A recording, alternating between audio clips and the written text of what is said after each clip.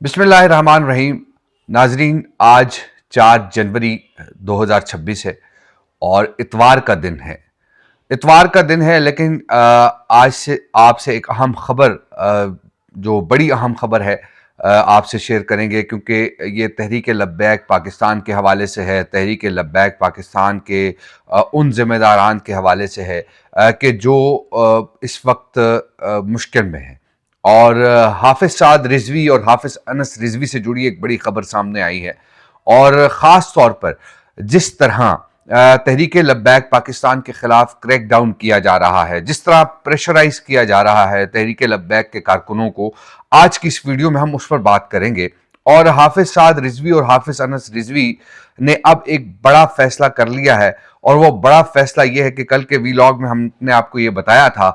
کہ تحریک لبیک پاکستان ایک احتجاج کی پلاننگ کر رہی ہے، منصوبہ بندی کر رہی ہے، اور اس حوالے سے باقاعدہ طور پر اب ایک بڑی خبر سامنے آ چکی ہے کہ تحریک لبیک پاکستان کا احتجاج کب ہوگا، کیسے ہوگا، اور کیا لاہ عمل ہے، اس حوالے سے آپ کو بتائیں گے۔ لیکن ہم دیکھ رہے ہیں کہ تحریک لبیک پاکستان کی جو قیادت ہے،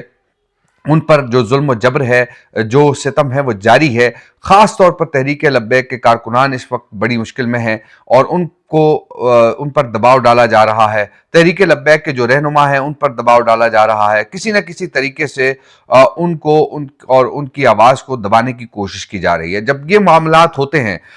تو ظاہر سی بات ہے، میں ایک بات ہمیشہ کرتا ہوں کہ جتنا بھی آپ بیج کو زمین میں جتنا نیچے دبائیں گے، اتنا ہی وہ ایک تناور شجر بن کے سامنے آئے گا۔ یہی مسئلہ ہے، اور یہ بات شاید ان لوگوں کو یا حکومت وقت کو معلوم نہیں ہے کہ آپ جن لوگوں کو دبانے کی کوشش کر رہے ہیں، جن لوگوں کو دبانے کی سازش کر رہے ہیں، وہ لوگ کل کو آپ کے گلے پڑیں گے، اور ایسے پڑیں گے کہ شاید آپ کو چھپنے کی جگہ بھی نہ ملے۔ میں یہ بات اس لیے کر رہا ہوں کیونکہ میری اپنی زندگی کا جو نچوڑ ہے، یا پھر میرا جو مطالعہ ہے، وہ مجھے یہ بتاتا ہے کہ جب آپ اس طرح کی معاملات کرتے ہیں تو آپ کے لیے حالات سازگار نہیں ہوتے، اور عوام کا جو صبر کا پیمانہ ہے، جب لبریز ہوتا ہے تو پھر وہ جو تمام معاملات ہیں، چاہے جتنی بھی بڑی سے بڑی طاقت ہو، ان کو خس و خاشاک کی طرح بہا کر دے جاتی ہے۔ تو یہ وہ طاقت ہے عوام کی، خاص طور پہ کہ عوام کس انداز سے حکومت یا کسی بھی ایسے جبر یا ظلم کے خلاف جب احتجاج پہ اتر آتے ہیں تو پھر معاملات حکومتوں کے کنٹرول سے باہر ہو جاتے ہیں۔ سری لنکا کی مثال ہمارے سامنے ہے، بنگلہ دیش کی مثال ہمارے سامنے ہے، کہ سری لنکا میں جب آپ نے دیکھا کہ وہاں پر حالات جو ہے وہ عوام کی برداشت سے باہر ہو گئے، عوام اب کا صبر جواب دے گیا، عوام کی برداشت جواب دے گئی، تو پھر وہ ہوا کہ جو خبروں میں ہم نے دیکھا، اور خاص طور پہ ان وزراء، ان لوگوں یا ان جو حکمران طبقہ تھا، ان کے گھروں کے اندر لوگ داخل ہوئے۔ اسی طرح بنگلہ دیش کے اندر بھی یہی صورتحال تھی۔ بنگلہ دیش کے اندر بھی ایک طلبہ جو ہے موومنٹ چلی، اور پھر ہم نے یہ بھی دیکھا کہ وہ شیخ مجیب جو کہ بنگالیوں کا ہیرو تھا، بنگالیوں کا ہیرو شیخ مجیب، اس کا مجسمہ گرایا گیا، اور اس کی جو بیٹی ہے شیخ حسینہ واجد، اس کو ملک بدر ہونا پڑا۔ تو اب ہم یہ بھی دیکھ رہے ہیں کہ شیخ حسینہ واجد کو سزا بھی ہو چکی ہے۔ تو یہ ایسے معاملات ہیں کہ اس نہج تک اگر آپ ان کو پہنچائیں گے تو پھر کل کو آپ کو بھی ایسی ایجیٹیشن کا سامنا کرنا پڑے گا، آپ کو بھی عوام کے غیظ و غضب کا نشانہ بننا پڑے گا۔ اس سے پہلے، کیونکہ اب بھی حالات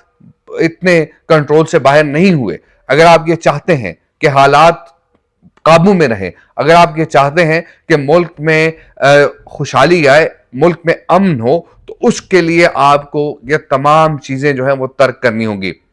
مسجد رحمت اللہ عالمین کے حوالے سے ایک بڑی خبر یہ ہے کہ مسجد الرحمت اللہ عالمین میں کچھ لوگ آئے، اور انہوں نے وہاں پر کچھ باتیں کی، وہ ایسی باتیں عام لوگ جو ہے شاید اس سے ناواقف ہوں، لیکن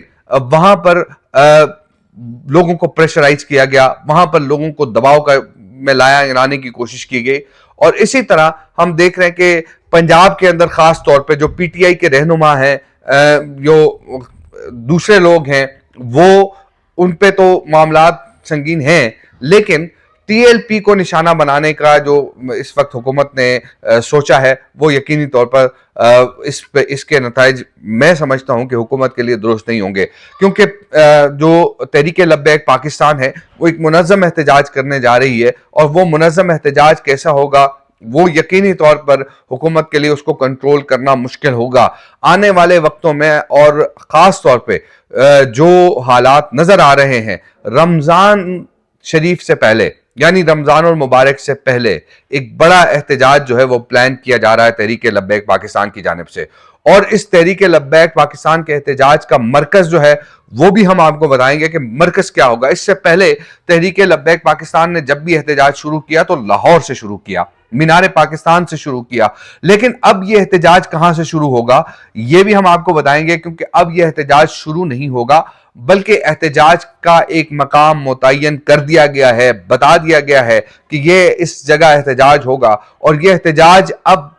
डू एंड डाई वाली सिचुएशन के मुताबिक होगा, और हालात जो है वो शायद हुकूमत के कंट्रोल से बाहर हों, क्योंकि हम ये देख रहे हैं कि जो लाहे अमल है, जो स्ट्रेटेजी है वो पहले वाली नहीं होगी। पहले वाली स्ट्रेटेजी में हमने ये देखा था कि बाकायदा तौर पर मार्च का ऐलान किया गया था, लेकिन अब मार्च का ऐलान नहीं है। अब तमाम लोगों को खुफिया तौर पर यह बता दिया जाएगा कि आपने फलां जगह पहुंचना है, चाहे कहीं इकट्ठे होकर पहुंचे या वो उसी जगह इकट्ठे हों। तो ये यकीनी तौर पर स्ट्रेटेजी जो है वो बनाई जा रही है। और इस हवाले से, क्योंकि पहले जब मार्च का ऐलान किया गया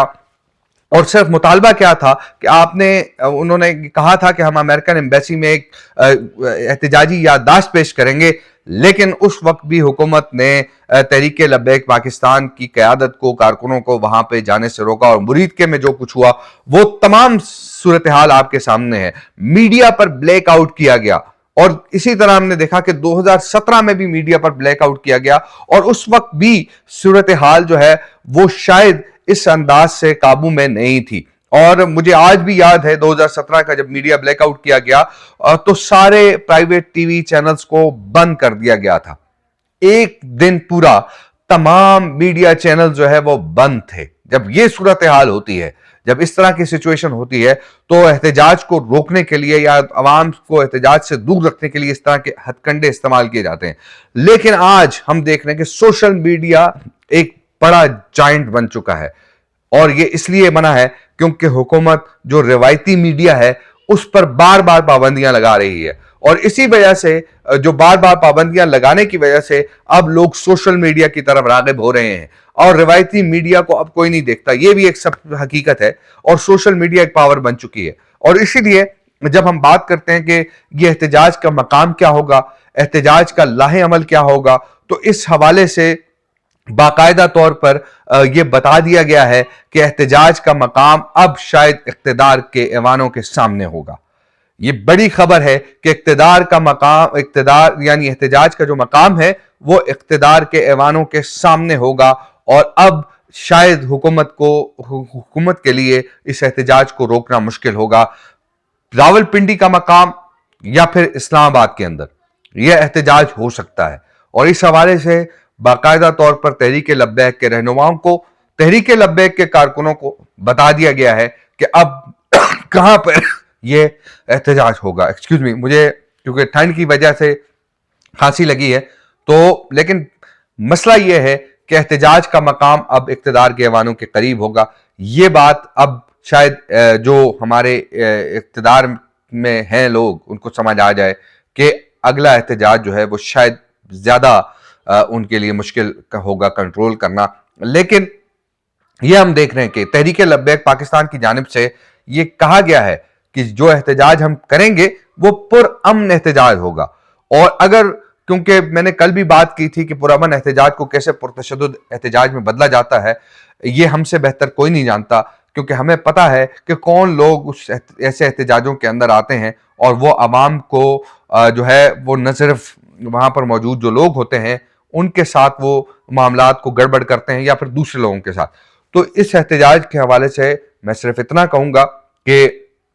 अब यह एहतजाज इख्तिदार के ऐवानों के करीब होगा। रमजानुल मुबारक से पहले यह एहतजाज जो है वो प्लान किया जा रहा है, और शायद हुकूमत जो है वो ऐसे एहतजाज को कंट्रोल करने में ناکام رہے. لیکن جو اس وقت صورتحال ہے حافظ انس رضوی اور حافظ سعد رضوی اور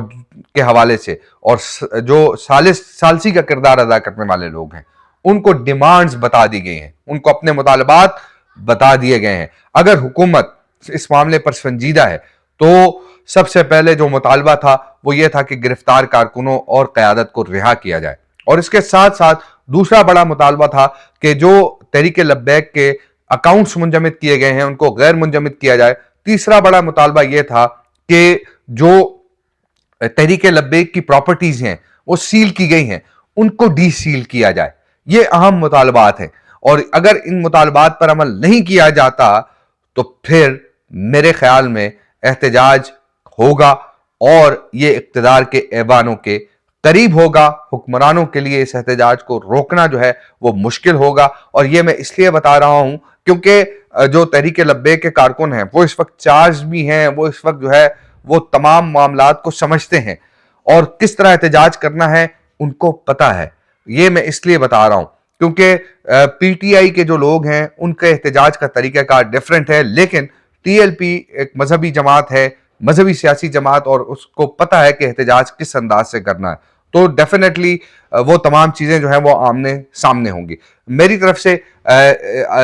اللہ حافظ، اور آپ سے کل کسی نئے ویلاگ میں ملاقات ہوگی. اپنا بہت سارا خیال رکھیے، دعاؤں میں یاد رکھیے.